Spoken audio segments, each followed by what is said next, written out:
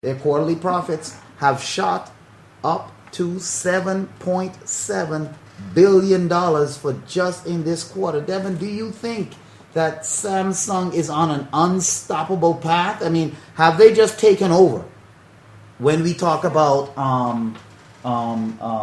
stats and as far as market share, and we're going to show the folks some numbers as far as market share, but according to CNBC Business News, Samsung, their first quarter profits are projected to be 7.7 billion. I mean, not 500 million, I mean 7.7 billion. I mean, is this something Samsung can continue to keep up? I mean, we're not even thinking of Samsung as an electronic giant anymore. We're not even thinking of Samsung where they began, which was, with electronics, TVs, and so forth. Now Samsung they're on this not roller coaster, but they're on this ride, this wave with their phones. Ever since the GS1 first came out, they're on this wave with their phones. And we just look at Samsung now. When you have Samsung, you think phone right away more than you think TV or you think DVD, Blu-ray player, and whatnot. Are they on a roll that they're not going to stop? I mean, or is this just a fad? They better make as much money as they can now and just prepare for the crash. I don't think it's a fad. I think they will get competition later from somebody else if they're not careful. Right. But I think they can keep this going for a while because their platform is pretty strong. And so this is something that you can expect. I think it's been in the making for a while. Right. And it was just a matter before the big bulge that iOS had kind of get pushed back on. Right. And I think now it's Samsung's time. And I think the only risk I see is on iOS side.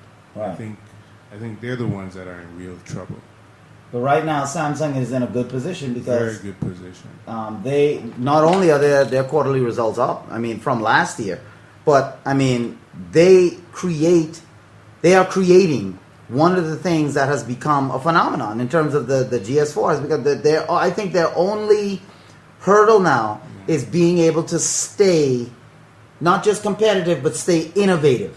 You know what I'm saying? And don't get in that, because they're not in the position that Apple is, as far as Apple is its own brand to where people like that ecosystem. Samsung has a phone that's in the Android ecosystem. So they just have one phone that's good in the Android ecosystem. So if they're not careful, like you just said, someone could move to another phone easily. With Apple, they don't have any other competition in their ecosystem. So as long as iOS stays the way that it's always been, iOS will be fine. Samsung is good, but they have to remember to stay innovative, because there are other phones like HTC that has been good in the past. They're not doing much now, but they have been good in the past, that could easily steal their thunder if they become complacent. Yeah, but I keep going back to Microsoft and how they stole the market in terms of home computers and non-professional computers. That was because they were compatible with so many things. They were plug and play. You could put anything with a Microsoft computer. Right. You could build it up, break it down. I think Apple paint themselves into a corner with good technology on a certain level, but not integratable. Right. Too, with other things. Too isolated, too independent, too, and too static too. Right. Because as let's call me a developer or a creator. Right. I need stuff that I can work with, that I can, that has flexibility. If there's no flexibility, I'm done. Right. And so because we're doing so many different things. Doing so many different things, need the integration, need to be able to apply it on different levels. With Apple and iOS, you're pretty much stuck with what they give you. And that's it. You're stuck in that ecosystem. Yeah. And that's what Samsung they have to keep that versatility, even though they're on the Android platform, but make sure that their phone has that versatility, continues to have that innovation. And according to a report that was made by Counterpoint Research, they said or estimated that Samsung sold about 25 million phones each month of 2013. They say that the total exceeding 70 million in the first quarter, selling 25 million phones a month. That's just crazy. You know what I'm saying? I mean, Samsung is just on they're just on a tear. You know, I mean, the fourth quarter of 2012, the entire fourth quarter of 2012, they sold 63 million phones. Now, in the first quarter of 2013, they've already sold, over 70 million. So, Samsung is definitely That's amazing. they're on an incredible roll. But you just have to wait and see if they can keep going. And if the Samsung Galaxy S4 is any indication, I mean, they are coming to play. They just have to continue to don't water the market down with phones so quickly. Yeah. Don't make the mistake. I hope they learn from BlackBerry, and not a month after you come out with your first two phones in years, you say, "Oh, we're going to come out with a flagship phone at the end of the quarter." Have you ever heard any commentary about that? Are people talking about that issue that BlackBerry came out with that announcement? Yeah, people are saying that BlackBerry is doing it wrong. They're saying that the consensus is that if BlackBerry wants to get on top, they're clearly not marketing the way they should if they want to get back on top.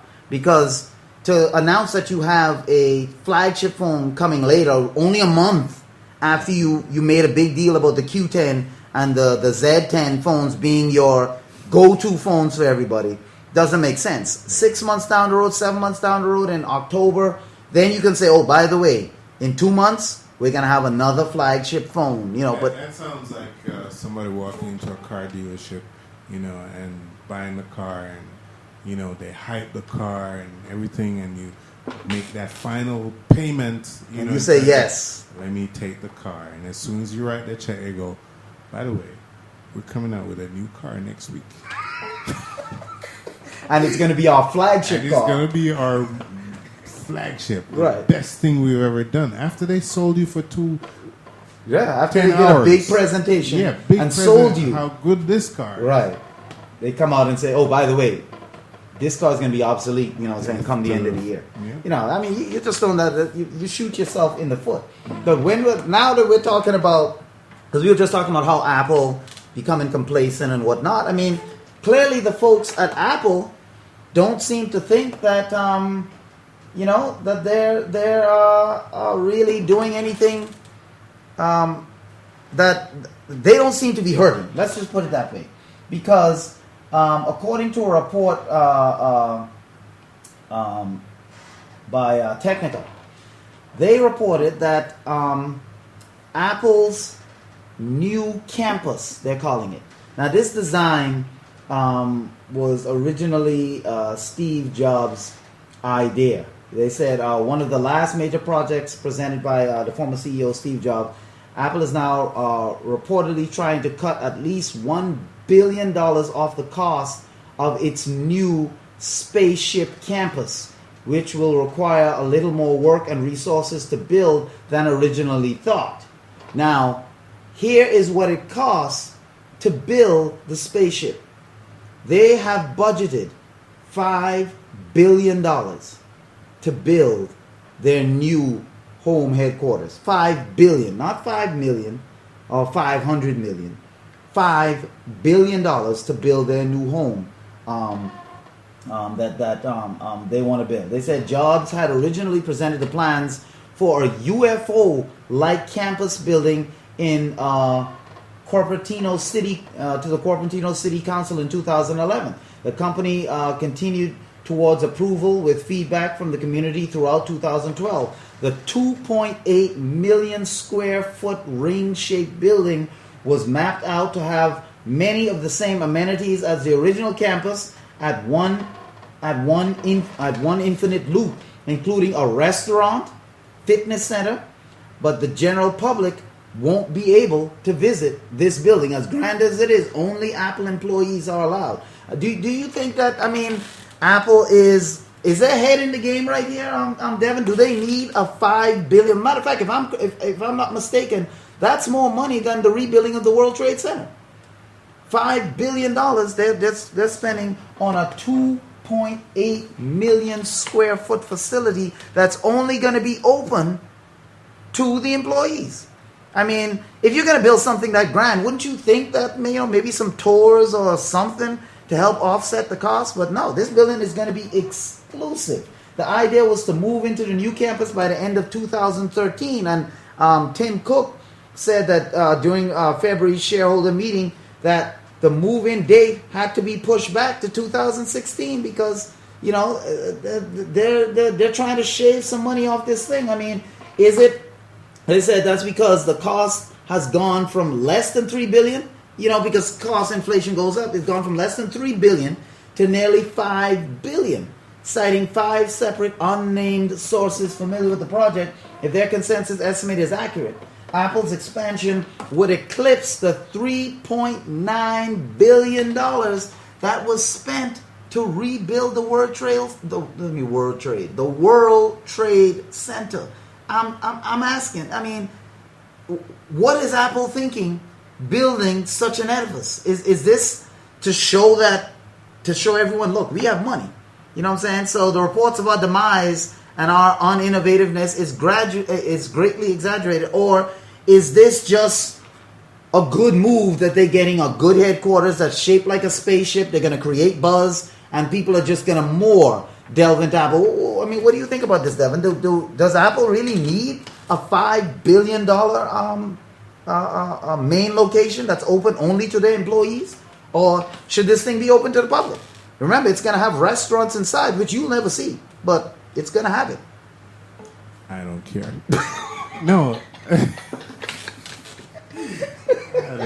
I don't know. It's kind of, it feels selfish. Yeah. It feels, but hey, if they want to, like, is it Nike that has their own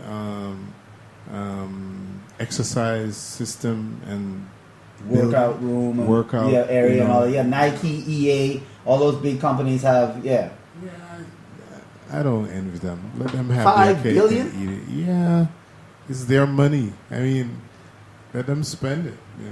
If their money, spend it how they want. Yeah, I guess how so. you want it. This is a shot right here of where the building is going to be. Right there. That's kind of, and right here in the middle, if you can see that, let's enlarge that. Yeah. Yeah, right there in the middle. They're looking to create this spaceship dome type situation. This whole area here is going to be where the building is. This whole square block. Oops, sorry. This whole block right there is where the building is allocated. Right there in the center is that circular spaceship ring, UFO like they say. They're trying to create that buzz. That buzz around to show that Apple is not only back, but Apple can afford a $5 billion, more than the World Trade Center, something that people would consider an icon now in New York due to 9/11. Apple is saying, no, man, World Trade Center, $3.9 billion, please. We can eclipse that. And that's for a city.